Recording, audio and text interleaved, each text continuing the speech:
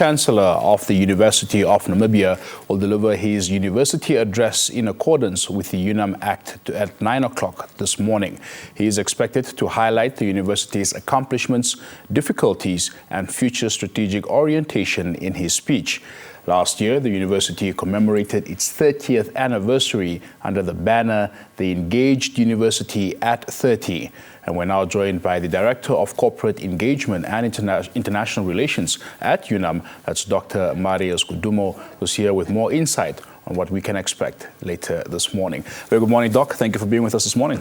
Morning. Thank you very much for having me. How are things at the University of Namibia? It's fine. It's very good. You see, we have the graduation. We launched a research report yesterday, and today is the university address, so it's excellent. Very much indeed.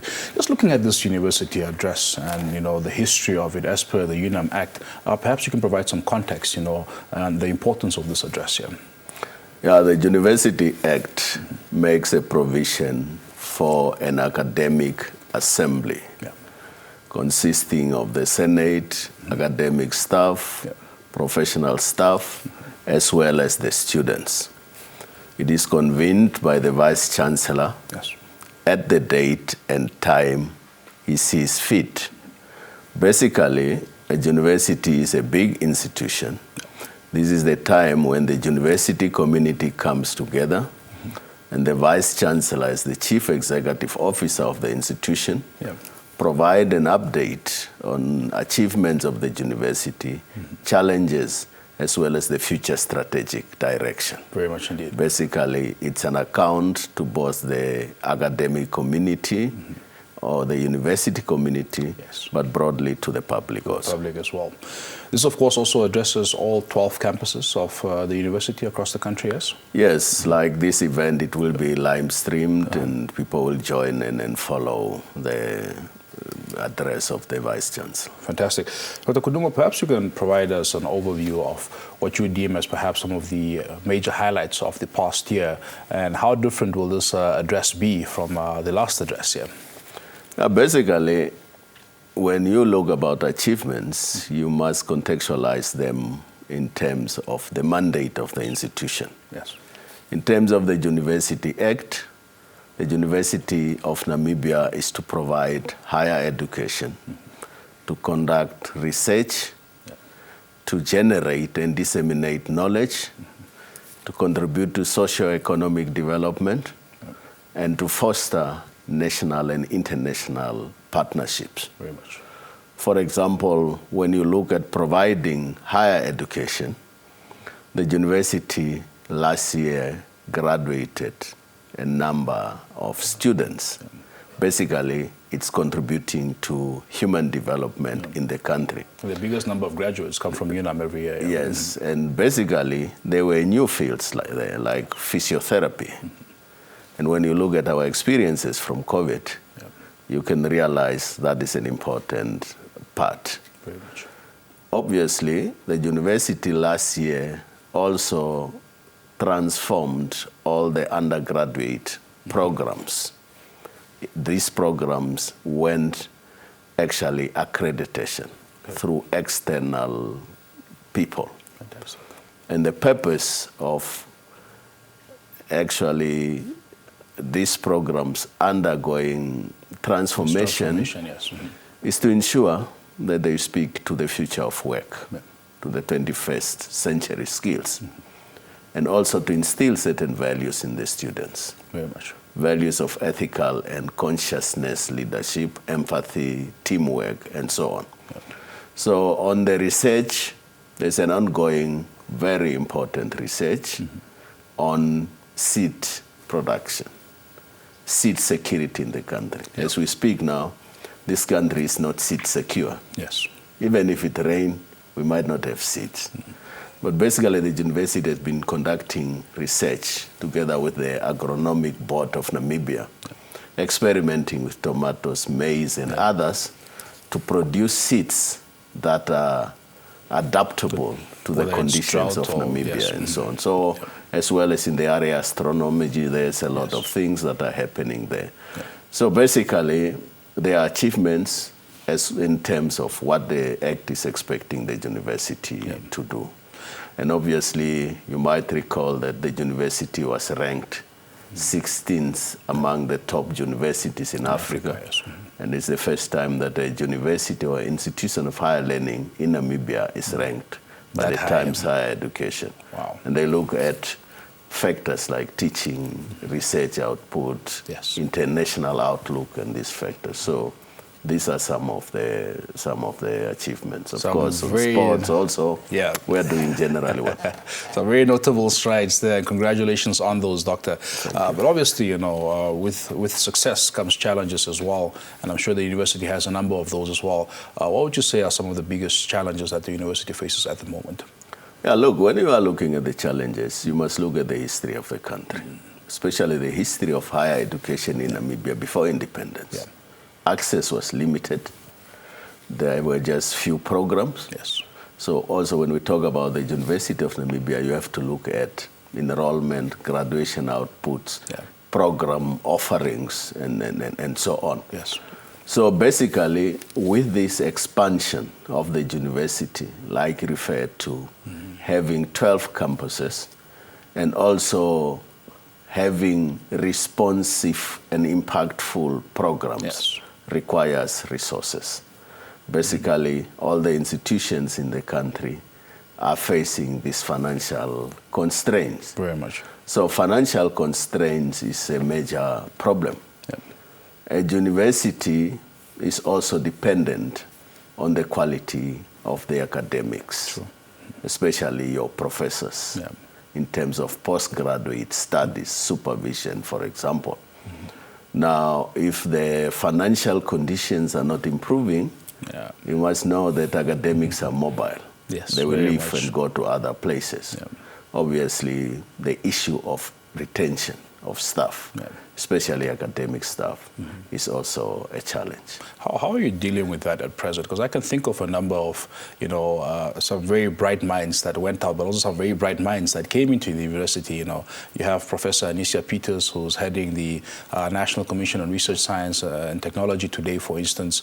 We've seen that sort of exchange between you and John Haufiku, you coming to the University of Namibia, John going to NASTA, for instance. But how do you deal with that, you know, retaining the skills, especially in the midst of not having sufficient resources, so to say? I think it's to be innovative and to think beyond the box.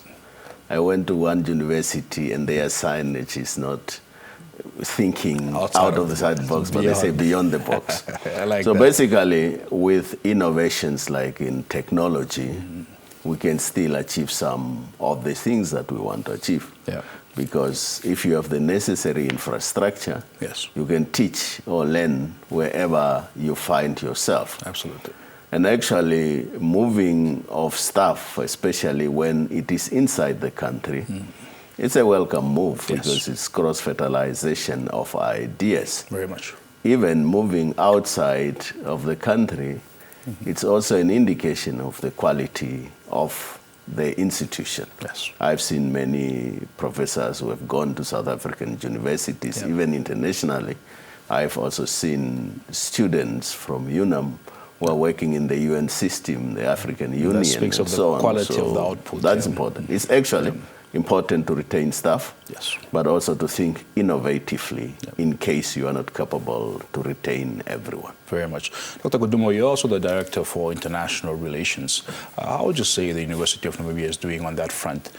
Just speaking, you know, in terms of skills exchange, but also the exchange of knowledge, ideas, etc.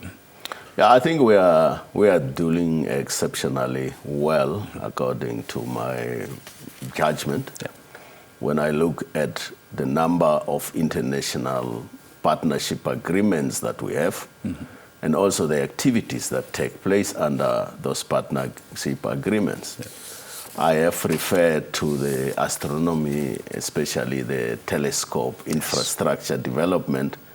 There was a funding agreement with many universities all over the world, the Netherlands, the UK, and so on, to build our infrastructure in terms of building telescope and other infrastructure that are needed for that field. As we are speaking, there are actually 5 or 6 both staff and students who have just returned from the Russian Federation, who participated in an international competition in the ICT field and so on. So that we have also staff and student exchange that takes place and so on. So I think we are doing well. Fantastic. But when you are doing well, the expectations become high. You have to do more, especially with limited funding. Our staff and student mobility are mostly funded by the partner universities, but I think we are generally doing well. Fantastic. At this point in time, Dr. Guduma, what does the future of the University of Namibia look like in terms of strategy, in terms of outlook? What can you tell us about the future path? Just preempting, the Vice Chancellor, Professor Matengu's statement later today. Well, yeah, I think the strategic plan of the university, which is a 5-year strategic plan, is coming to an end in 2024, next year. Therefore, we have to think about what should be the themes and the strategic objectives of the new strategic plan. Doing that is also reflecting on what have we achieved with the strategic plan. And I want to highlight, the pandemic. Looking at, this plan just came at the cusp, basically, of, the pandemic. We've lost 2-3 years due to the pandemic of this 5-year strategic plan. But have you really lost, ground? And also, how much have you lost, due to the pandemic? Not necessarily. I mean, look, crises make you to think creatively beyond and the box, innovatively. For example, this issue of online teaching and online learning, I think the institutions of higher education, even the schools in Namibia, have done generally well to think about how do we do things differently to the way that we are used to. But coming back to your question, I think the Vice Chancellor might highlight some of the issues that he wants to see in the new strategic plan. And they are informed by relevance, responsiveness, and impact. Fantastic. What is it that the university can do to have an impact? Whether it is the students that we are producing, what type of students do we want to produce? Very much. Our program offering, how do these programs respond to socio-economic challenges and developmental imperatives, both nationally and globally? I think he's going to highlight some of what he thinks should be the focus of the university, especially in the research area, to respond to the needs of the country as well as globally. So I suspect responsiveness, relevance, and impact might be some of the issues. Fantastic. Just lastly, Doctor, before we let you go, just talking about, the university's output of graduates, there's this notion that there's a mismatch between what is producing and what the market, the labor market needs in the country. I just wanted to get your 2 cents on that. What do you make of those sentiments that there's a mismatch between what we put out in terms of graduates and, what the market needs here? You see, I have a problem with that, and I will speak more on a personal level. Basically, you hear people making those comments who have not seen the course outline and the program that are offered. But also, basically, as a country, do we know what are the economic sectors that will drive this country and improve the living conditions of people? If we have identified that, then we can tell the university, focus on these areas.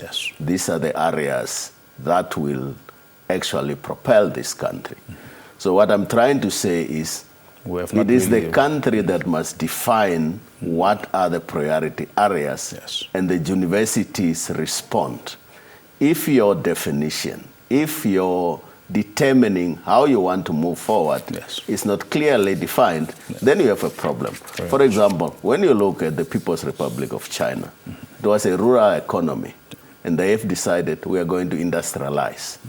And these are the focus areas. And the universities respond to that. By giving those so skills, it is a valid question, but the question is, what are the skill sets that we need? Very much. And we must be emphasizing lifelong learning. Yeah. Because when I was trained as a teacher, Yeah. the teaching tool that we were using is the overhead projector. And you will not see any overhead projector in the school. So I must go back to school to learn. So university will not always catch up with the changing and the future of work. But university must be responsive, and therefore there must be collaboration. Otherwise, we'll end up in the blame game and so on. And also, the industry must also contribute, whether it is through the program development and also providing internships to the students so that they have also an understanding of the world of work. Very much indeed. Just lastly, before we let you go, apart from Professor Matengu's address, what else can we expect on the program today?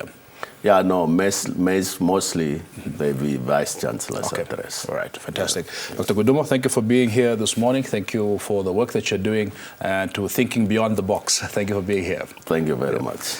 There you have it. Dr. Marius Kudumo, he's a Director of Corporate Engagement and International Relations at the University of Namibia. Of course, it is the university address taking place today as per the UNAM Act, where we're expecting the Vice Chancellor, Professor Kenneth Matengu, to address the university, but also the broader country in terms of developments as pertaining to UNAM. UNAM, of course, this year marks 31 years of existence since being established in 1992, and it is indeed one of the biggest institutions of higher learning in the country.